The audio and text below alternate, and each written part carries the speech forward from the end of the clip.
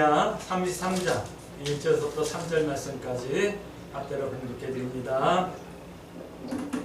에레미야가 아직 시위대 뜰에 갇혀 있을 때에 여호와의 말씀이 그에게 두 번째로 임하니라. 이르시되 이를 행하시는 여호와, 그것을 만들며 성취하시는 여호와, 그의 이름을 여호와라 하는 이가 이와 같이 이르시되 너는 내게 부르짖으라. 내가 내게 응답하겠고 내가 알지 못하는 크고 은밀한 일을 내게 보이리라.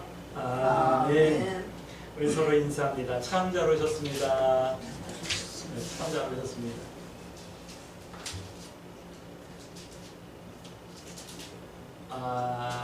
이제 간복절이 지나고 나면 날이 꺾여서 선선해진다, 시원해진다, 시원한 바람이 분다라는 기대를 좀 했었는데 어저께 교회 나와 있는데 너무 덥더라고요. 근데 오늘 아침에는 해도 없는데 이렇게 더운 거 보니까 아직까지 더위가 다 안 갔나 봐요.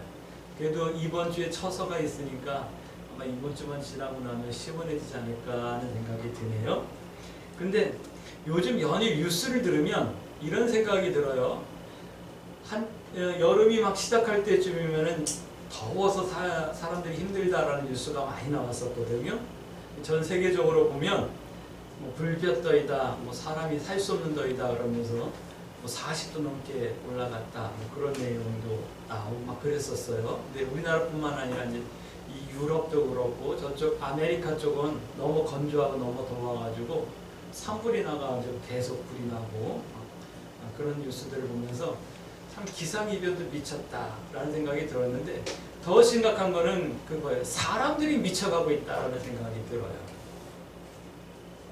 연일 뉴스에 나오는 이런 끔찍한 뉴스들을 바라보면서 사람들이 미쳤다. 그런데 영의 눈으로 바라보면 사람들의 마음이 짐승처럼 변해가면 자연도 그렇게 변해요.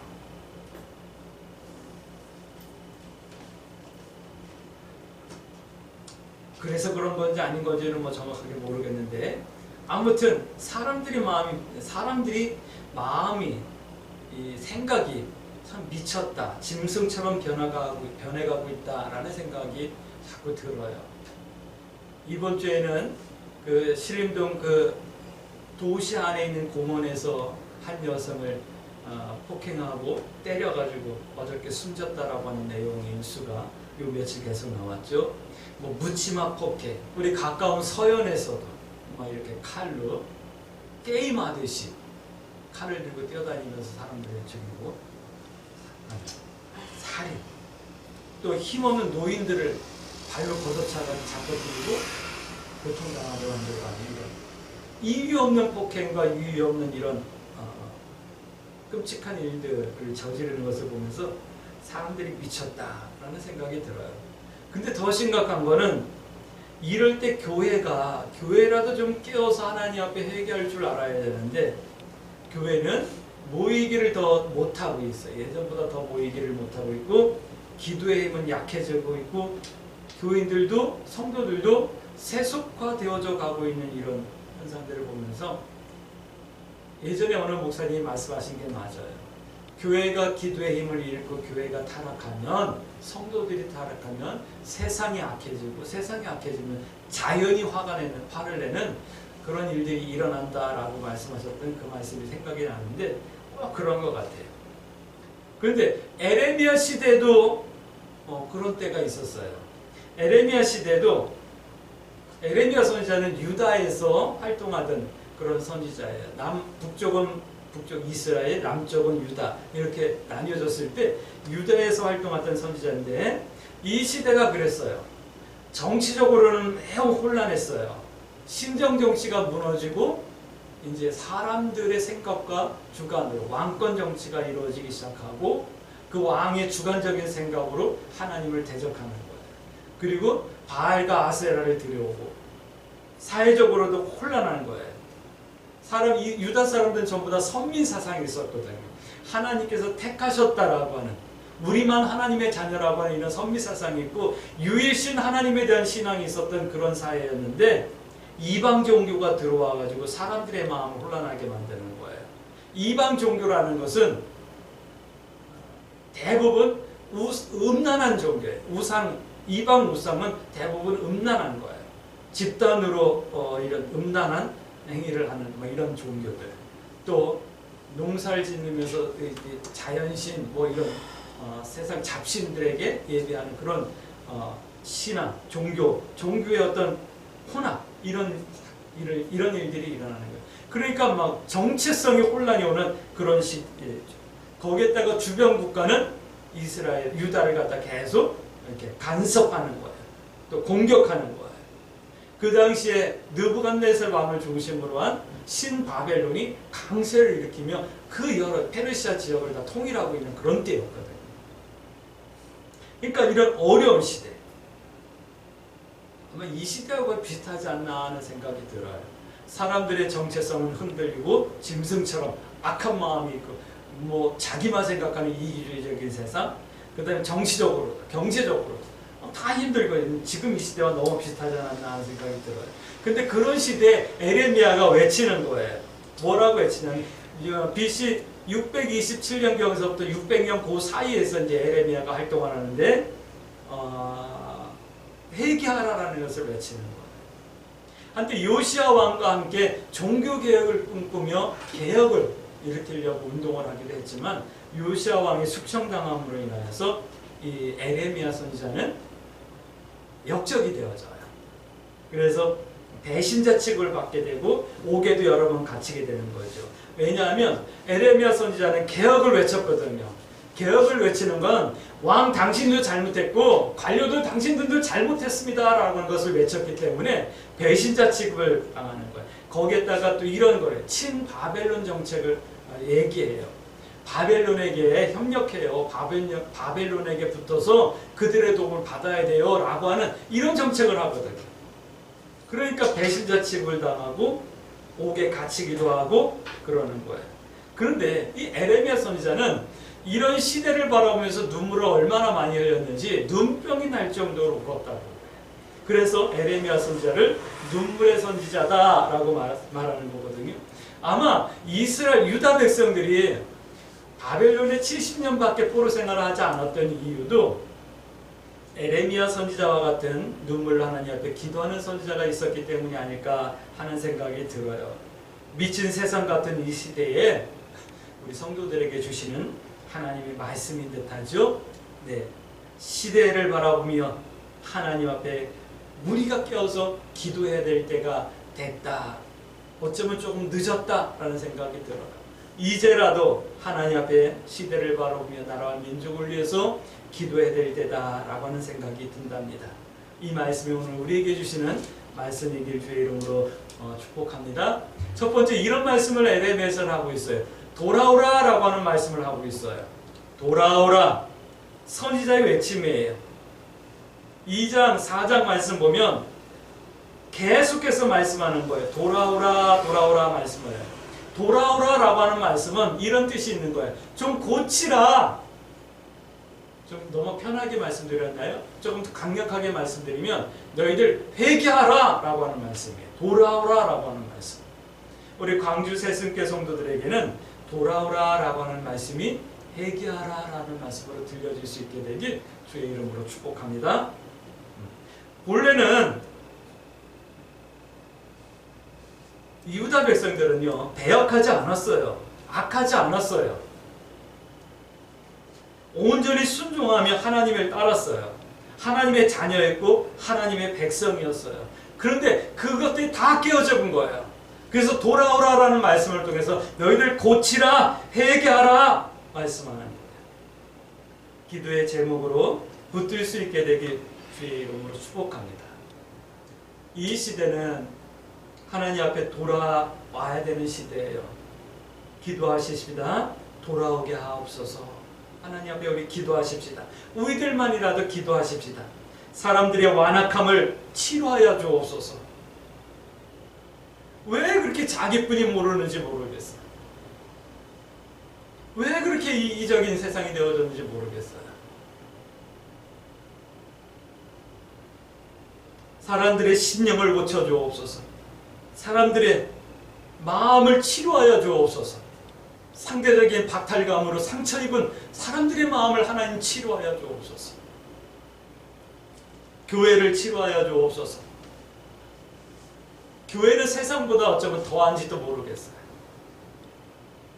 대형 교회는 자꾸 대형화되어지고,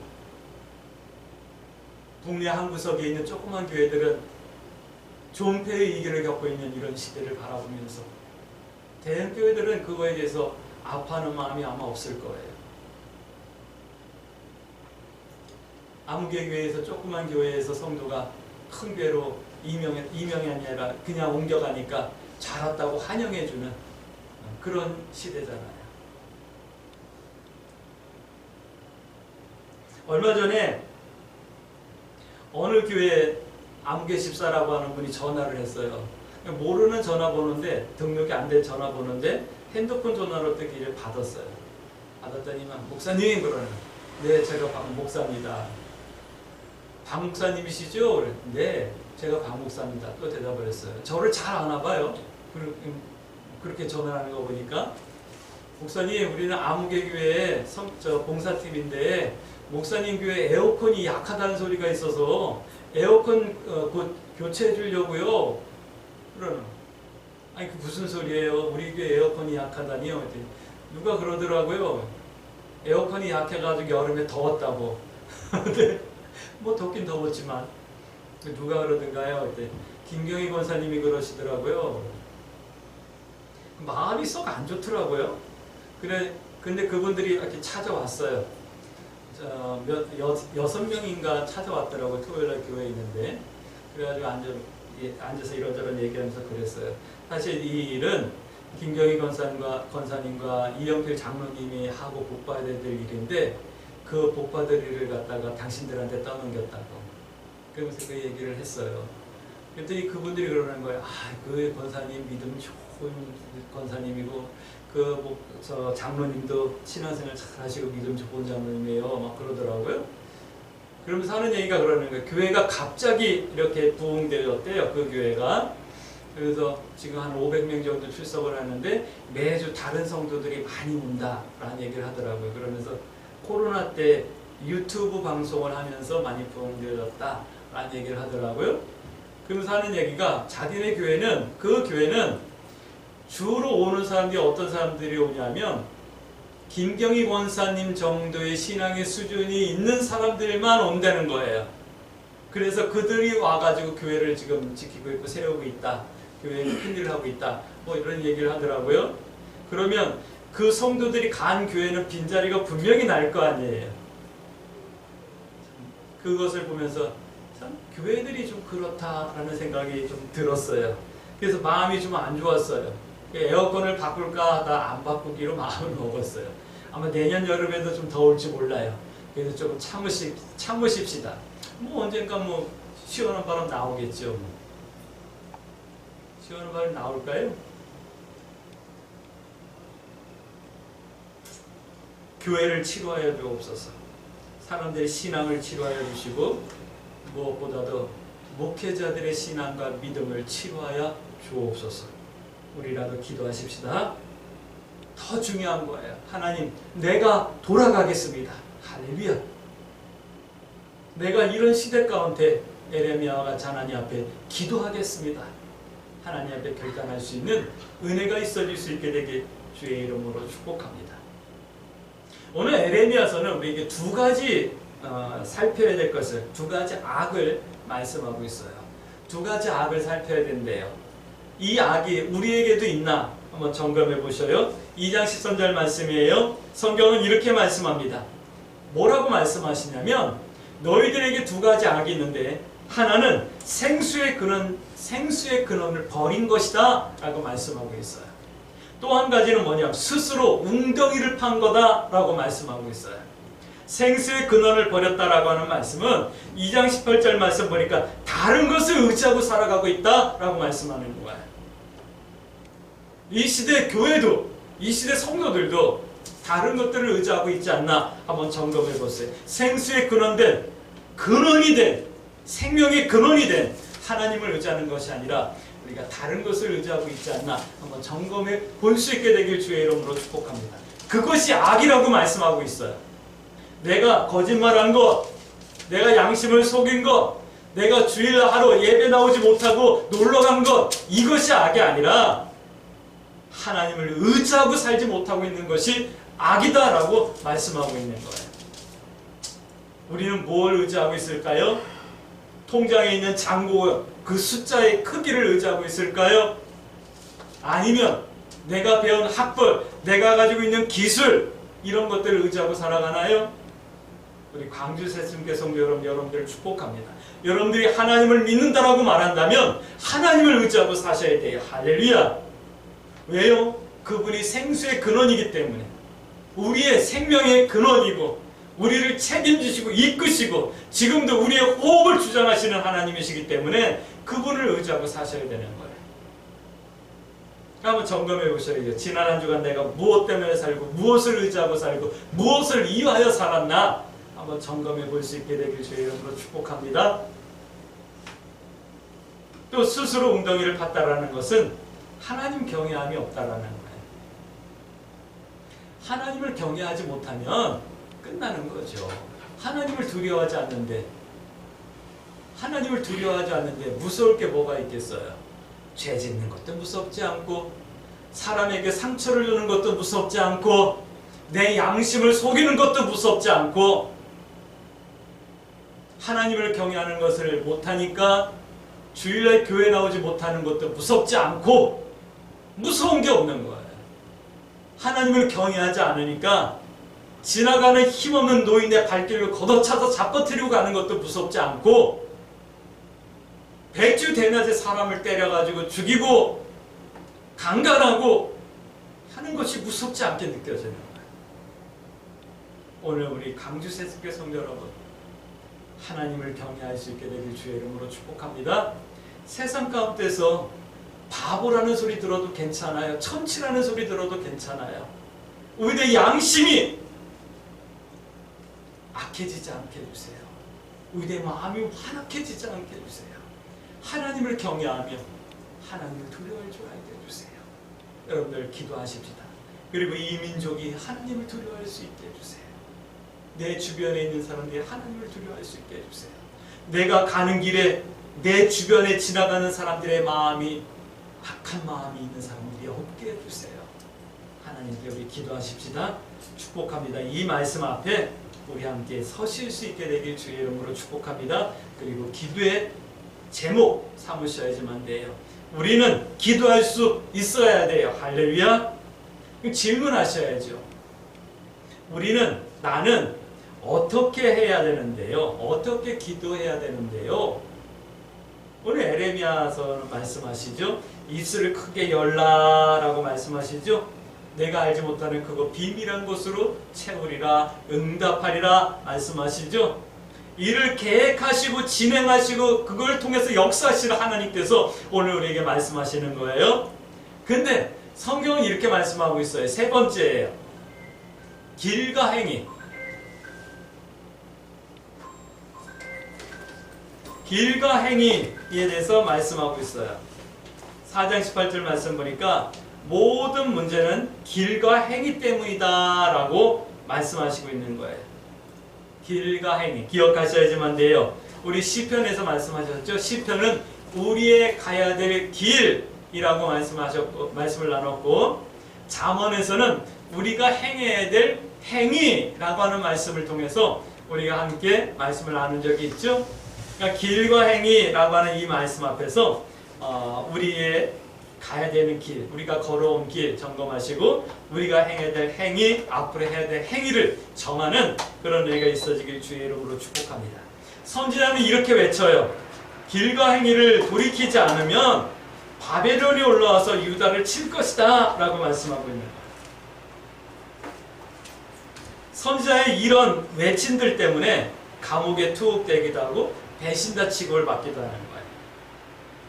교회에서 당신들 돌아오지 않으면, 당신들 돌이키지 않으면, 당신들 길과 행위를 점검하고 돌이키지 않으면 더 큰 고난을 당할 겁니다. 환난을 당할 겁니다. 이걸 교회에서 계속 외치면 교회 나오는 거 참 힘들어질 거예요. 그런 교회는 부흥 잘 안 될 거예요. 그래도 뭐 할 말을 해야 되잖아요. 성경이 말씀하시는 거니까요. 길과 행위를 돌이키지 않으면 바벨론이 올라서 유다를 칠 것이다. 자꾸 자꾸 이 말씀이 생각이 나요. 교회와 성도들, 당신 너희들의 길과 행위를 돌이키지 않으면 이 나라가 점점 더 어려워질 거다라고 하는 그런 말씀으로 자꾸 들린단 말이죠. 뭐 저에게만 그렇게 들리는지 뭐 다른 분에게는 어떻게 들리는지 모르겠어요. 그래서 기도해야지만 되겠다라는 생각이 들어요. 그래서 우리 광주 새순교 성도들만이라도 하나님 앞에 우리 함께 기도하자라고 이 말씀을 함께 나누는 거예요. 그래서 오늘 말씀의 제목도 기도할 수 있습니다라고 합니다. 할렐루야. 길과 행위가 잘못되었기 때문에 하나님께서는 바벨론의 유다를 팔아버렸다라고 에레미야 선지자는 말씀하고 있는 거예요. 그러나 에레미야 선지자는 또 이렇게 말씀하시네요. 바벨론에 너희를 팔았다 할지라도 너희는 바벨론에 순종하고 조공도 바치고 회개하며 기다리라 라는 말씀을 하고 있어요. 그래도 하나님께서는 유다를 완전히 버리지 않으셨기 때문에 에레미야서 29장 말씀 보면, 그 다음에 25장 말씀 보면 70년이 차면 다시 회복시키시고 너희들 중에서 예배를 받으시겠다라고 말씀하시잖아요. 그래서 70년이 차면 예루살렘에 돌아와서 성전을 짓고 누가요? 에스라와 느헤미야와 예수아를 통해서 예루살렘 성전을 짓고 성벽을 짓고 하나님 앞에 예배드리게 되잖아요. 70년이잖아요. 다니엘은 이 70년이 차면 다시 회복될 거라는 것을 깨닫고 하나님 앞에 기도할 때 하나님께서 응답해 주셨는데 70일의 비밀을 깨닫게 해주시잖아요. 오늘 우리가 이대로 가다간 하나님 앞에 믿음의 사람들이 기도로 세운 우리 대한민국이 다시 한번 다른 나라에 팔릴 수도 있겠다 라고 하는 경각심과 두려움을 가지고 하나님 앞에 기도할 수 있게 되길 주의 이름으로 축복합니다. 그러니까 지금이라도 길과 행위를 고치고 돌이키라, 돌아오라 말씀하시는 거예요. 할렐루야. 그 돌아온다라는 게 뭔데요? 오늘 성경은 이렇게 말씀하고 있어요. 가증한 것을 좀 버리라 라고 말씀하는 거예요. 가증한 것.